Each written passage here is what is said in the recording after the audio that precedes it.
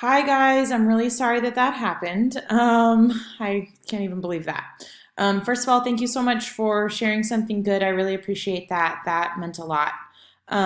So I'm just going to go over the lesson that I was going to teach today. Hopefully give you some clarification over the new Colossus, the poem that you're reading this week.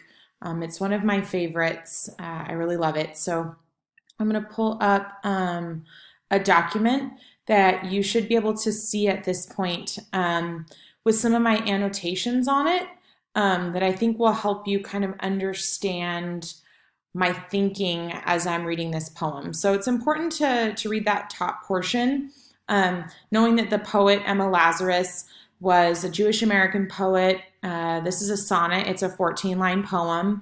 You probably read a sonnet or two freshman year when you read Romeo and Juliet, those 14-line poems. It's engraved at the bottom of the Statue of Liberty. So if you think about the Statue of Liberty in New York, where that stands, sort of at the entrance of Ellis Island, where we saw thousands, millions of immigrants enter the U.S. in the late 1800s, early 1900s. Sort of the symbolism of this poem being on that statue and that particular location. There is a great little 4-minute video about the Statue of Liberty. I highly recommend that you watch. Just really, nice information to know about our country's history. So I'm going to read the poem aloud to you first, and then I'm going to go through my annotations, and you can get an idea of what I was thinking and what kind of I want you to get out of the poem. So the new Colossus. Not like the brazen giant of Greek fame, with conquering limbs astride from land to land. Here, at our sea-washed sunset gates, shall stand a mighty woman with a torch, whose flame is the imprisoned lightning, and her name, Mother of Exiles. From her beacon hand glows world-wide welcome. Her mild eyes command the air-bridged harbor that twin cities frame. Keep, ancient lands, your storied pomp, cries she with silent lips. Give me your tired, your poor, your huddled masses yearning to breathe free, the wretched refuse of your teeming shore. Send these, the homeless, tempest-tossed, to me. I lift my lamp beside the golden door. So when I first read that poem, I just think about where it is located and how important that is. That if you think about that Statue of Liberty as sort of a symbolism for America and this poem, it makes me just think about all of maybe the hope that people who had coming from all over the world, particularly Europe, they would have had as they came to America to start a new life. And this poem sort of sums that up or symbolizes that hope. So I'm going to go through my annotations line by line and kind of give you a little bit of insight into some of the information in the poem. And this is something that we would have done in class if we were together. So I'm hoping that through this video you can get something out of this poem. So when we read that line, not like the brazen giant of Greek fame, with conquering limbs astride from land to land, you'll notice that there are a couple of little subscripts. And if you scroll down to the bottom, we know that brazen means made of brass. And this Greek god that they're talking about is the Colossus of Rhodes. And if you Google that, you'll see an image of a statue of the Greek god Helios, who was the sun god. And it was built in Rhodes, Greece in 280 BC, and it was a celebration of war. So they erected this statue celebrating a war, and so you think about fighting.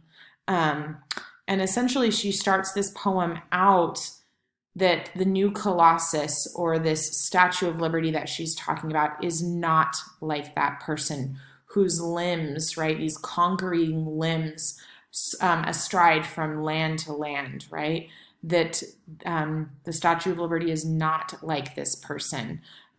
It sort of gives this negative impact by calling them, or negative connotation, calling it conquering limbs, that this Greek god had power over the land and its people. Essentially, the people had lost a war, they were powerless, and it was a celebration of that victory.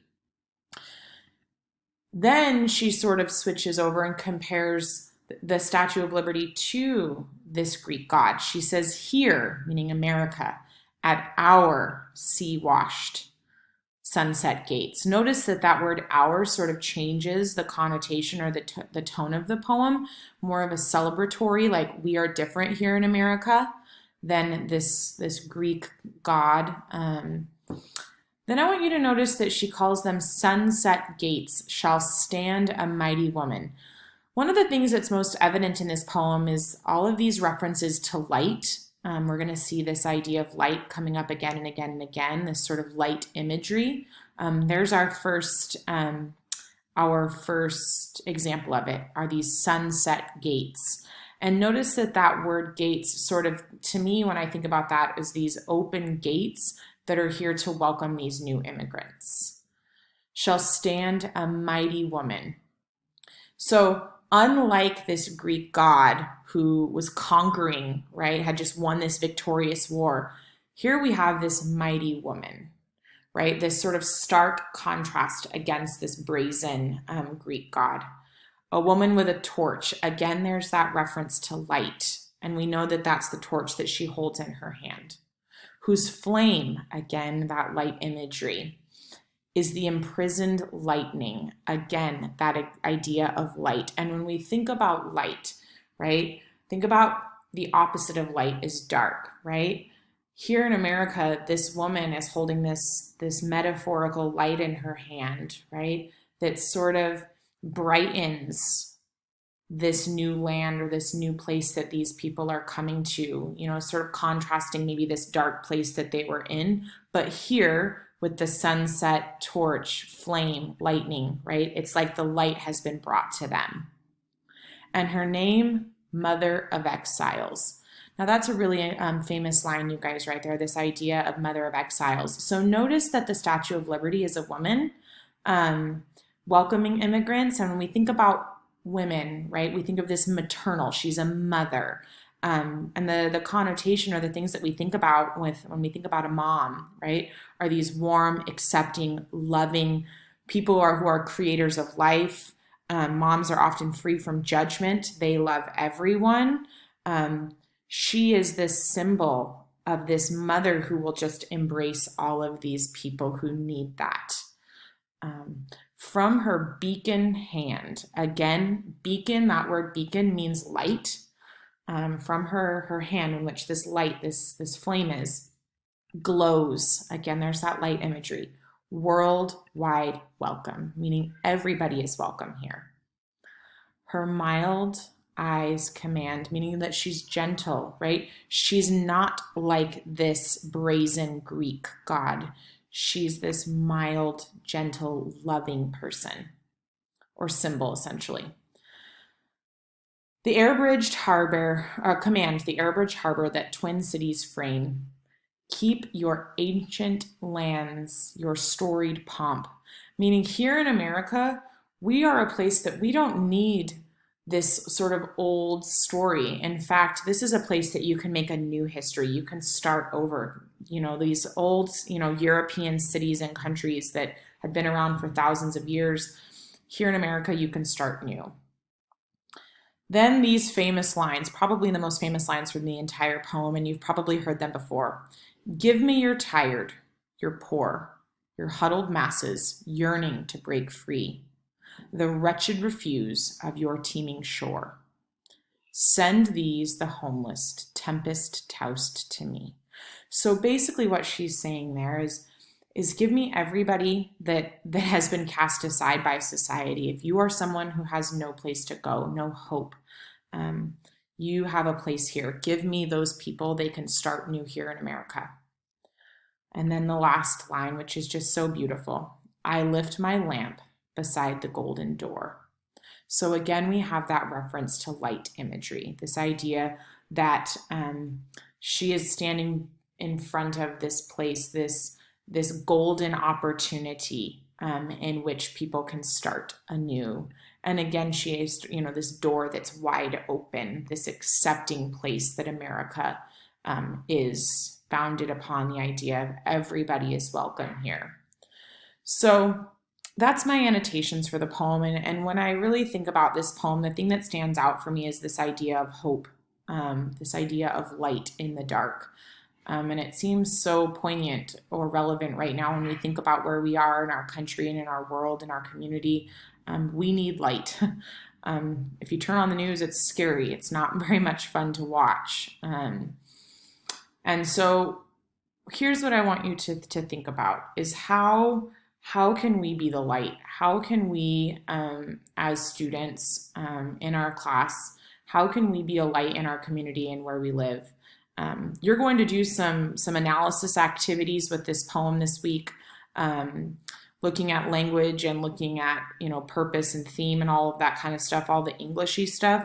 But here's what I want you to think about: is how can we go out into our community and really bring light to people who maybe need it right now. So I put together this document. Oops, wrong document. Let me pull it up. There it is. I put together this document and I'll post this on Google Classroom, and I'm going to make it a document that that you can look at, and you're not limited to this, and in no way am I going to grade you on this, but how can we be the light? How over the next few weeks can we try to bring some hope to people's lives? Because I think that's really what the poem talks about, is this idea of hope, right? That you can come here and be free from judgment and start a new life and essentially have a new light in which to go forward. So I just threw some ideas together. If there's something that you think of and you want to email me, I'm more than happy to add it. But just think about what's some things that you can do over the next few weeks in order to be the light in your house, in your community, in your neighborhood. So maybe call a friend or a family member who might be isolated or alone. So maybe you haven't talked to your aunt or your uncle or a cousin or a grandma in a while, somebody that maybe you just pick up the phone, just see how they're doing. I know texting is so easy, but is there a way you can just pick up the phone and call? Let them hear your voice. Can you make a meal from your family? I know that seems silly, but can you offer to cook breakfast for your family or lunch or make a dinner just to give your family, maybe your parents, a break? Can you walk around your neighborhood and pick up 5 pieces of trash? Easy. Give your parents a break. I know all of us are kind of a little bit stressed. We're learning a new normal. But, and a lot of your parents are working from home. Can you take your siblings outside, read them a book, play a board game? Just give your parents a break. Can you help your siblings with some homework? Maybe they are working on something that you can help them out with. Can you give blood? That's something that people need right now, is we need blood. Can you offer to do some yard work for a neighbor who can't right now? Maybe it's an elderly person, or maybe it's somebody who, just can't afford to have somebody come over and help them with that. Can you go out and mow their lawn? Can you post something positive or inspirational on social media? So much of social media right now is just a bunch of junk about Tiger King and, the coronavirus. So can you post something inspirational? Pick one of these things, pick all of these things. If there's something else that maybe you think of that brings light to your house, to your community, to your neighborhood, just to do that and think about how we can be that light, that beacon of hope for other people. I miss you guys. I hope that you are all well. We will have class again next week. I hope that we don't run into any technical difficulties. If you have any ideas of things I can add to this list, I'm more than happy to do so. All right, guys, have a great week, okay?